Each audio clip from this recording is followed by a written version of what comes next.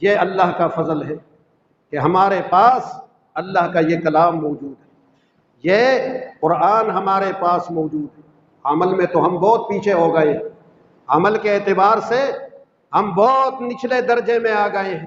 قرآن کریم جن باتوں کی تعلیم دیتا ہے ان پر ہمارا عمل بہت کمزور ہے۔ نمازوں کا حکم دیتا ہے، نماز ہم نہیں پڑھتے۔ روزوں کا حکم دیتا ہے، کہتے ہیں گرمی ہے، سختی ہے، روزے نہیں رکھتے۔ اے مسلمان، اپنے آپ کو بہت بڑا مسلمان ہم کہتے ہیں، قرآن کی تعلیم پہ عمل نہیں۔ قرآن کہتا ہے سچ بولو، معمولی فائدے کے لیے ہم جھوٹ بولتے ہیں۔ قرآن کہتا ہے کہ ٹھیک ترازو رکھو، ہم مالی فائدے کے لیے ترازو ٹھیک نہیں رکھتے۔ قرآن کہتا ہے کہ بدکاری نہ کرو، ہم نے بدکاری کے اڈے کھولے ہوئے، صرف بدکاری کیا اس کے اڈے ہم چلاتے ہیں، پوری نسل کو برباد کرتے ہیں، پورے مسلمانوں کو تباہ کرتے ہیں۔ قرآن کہتا ہے کہ منشیات استعمال نہ کرو، شراب نہ پیو، ہم نے شراب خانے کھولے ہوئے، ہمارے نوجوان بگڑ رہے ہیں، ہمیں فکر ہی نہیں، ہمیں خیال ہی نہیں ہے کہ ہمارے نوجوان کس راستے پہ چل پڑے۔ قرآن کہتا ہے جوا نہ کھیلو، ہم نے جوا خانے کھولے ہوئے، جوا خانے چلتے رہتے ہیں، وہ کسی کی بھی سرپرستی میں چلتے رہتے ہیں۔ یہ ہم عمل میں بہت نیچے چلے گئے، لیکن یہ کتاب ہمارے پاس، کوشش کرنی ہے ہم کو کہ ہم عمل میں بھی اس کتاب کے احکامات پر عمل میں بھی ہم پورے اتریں، ہمارے اعمال بھی ٹھیک ہو جائیں، نماز ہم پڑھیں، روزہ ہم رکھیں، زکوٰۃ ہم دیں، سچ ہم بولیں، کم نہ تولیں، کم نہ ناپیں، رشوتیں نہ لیں، لوگوں کا مال ناحق نہ کھائیں، جعلی اور جھوٹے دستاویزات اور کاغذات تیار نہ کریں۔ یہ سب کام ہم کر رہے ہیں، یہ ہماری عملی کمزوریاں ہیں۔ قرآن کریم ان تمام باتوں سے ہمیں روکتا ہے۔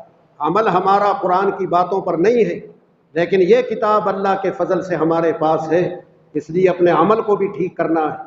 صرف اس کا پڑھنا نہیں ہے، صرف اس کا سننا نہیں ہے، صرف اس کی تلاوت نہیں ہے، اس کے پڑھنے کے ساتھ، اس کی تلاوت کے ساتھ، اس کی تعلیم و تدریس کے ساتھ اس کی ان ہدایات پر چلنا بھی ہے، اپنی زندگی بھی اس کے مطابق بنانی ہے۔ جب زندگی اس کے مطابق بنے گی تو پھر مسلمان کی طرف کوئی آنکھ اٹھا کے نہیں دیکھ سکے گا، یہ مسلمان کی طرف کوئی آنکھ اٹھا کے دیکھ لے۔ یہ جو ہم کمزور ہیں، ہر ایک ہمیں دبا رہا ہے، یہ اس لیے کہ ہم نے اس کتاب کی تعلیمات پر عمل چھوڑ دیا ہے۔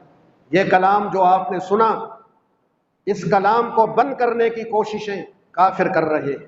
وہ کہتے ہیں یہ کلام نہ ہو، یہ کلام مسلمانوں کی زندگی سے نکل جائے، مدارس کو بند کرو۔ کہتے ہیں کیوں بند کرو؟ مدارس میں کیا ہے؟ یہی کلام پڑھتے ہیں، میں اسی مدرسے کا فارغ ہوں، یہ میرا بچہ اسی مدرسے کا فارغ ہے۔ مدرسے والے کون سا علم نہیں جانتے؟ مدرسے والوں کو کون سا علم نہیں آتا ہے؟ وہ کہتے ہیں قرآن کو بند کرو، مدرسے بند کرو، کہ قرآن بند ہو جائے۔ کیوں؟ اس لیے کہ خطرہ ان کو قرآن ہی سے۔ جب تک ہمارے پاس قرآن ہے مسلمان رہے گا۔ کہ مدارس بند کر دو، مساجد کے اندر جو نمازوں کا معاملہ آپ نے سنا، کوششوں میں لگے رہے کہ صرف 3 آدمی نماز پڑھیں گے، مسجد کا مؤذن ہوگا، مسجد کا خادم ہوگا، اور مسجد کا دوسرا کوئی مدرس ہوگا، کہ 3 آدمی نماز پڑھیں گے۔ علماء جنہوں نے ہمت اور جرأت سے کام لیا اور صدر پاکستان سے ملاقات کی اور صدر پاکستان کو بتایا کہ دینی معاملات میں دخل اندازی برداشت نہیں ہوگی، دینی معاملات کے اندر حکومت دخل اندازی نہیں کرے گی، مسجدیں کھلی رہیں گی، نمازیں ہوتی رہیں گی، اذان ہوتا رہے گا، رہا احتیاطی تدابیر اس پر ہم عمل کریں گے۔ احتیاطی تدابیر پر عمل ہوگا، نماز بند نہیں ہوگی۔ یہ علماء اگر قدم نہ اٹھاتے تو آج اس مسجد کو تالا لگا ہوتا۔ وہ کہتے بس 3 آدمی نماز پڑھیں گے، 3 سے زائد نہیں آئیں گے۔ یہ سب چیزیں کس لیے ہو رہی ہیں؟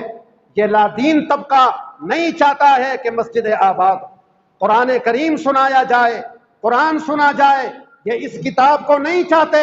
آپ نے جہاد کرنا ہے، اس کتاب کی تعلیم کو عام کرنا ہے، اس کتاب کو آگے بڑھانا ہے، اس کتاب کی تعلیمات کو آگے بڑھانا ہے، رکاوٹ نہیں بننا ہے۔ اگر رکاوٹ بن گئے اور راستے کا پتھر بن گئے تو نام و نشان مٹ جائے گا، قرآن نہیں مٹے گا، جو راستے کا پتھر بنے گا وہ مٹے گا۔